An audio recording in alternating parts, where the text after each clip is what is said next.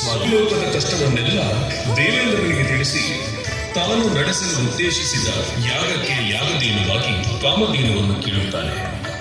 ಅದಕ್ಕೆ ಪ್ರತಿಯಾಗಿ ದೇವೇಂದ್ರ ಕಾಮಧೇನುವಿನ ಬದಲಾಗಿ ಆಕೆಯ ಮಗಳು ನಂದಿನಿಯನ್ನ ಕಳುಹಿಸಲು ಒಪ್ಪುತ್ತಾನೆ.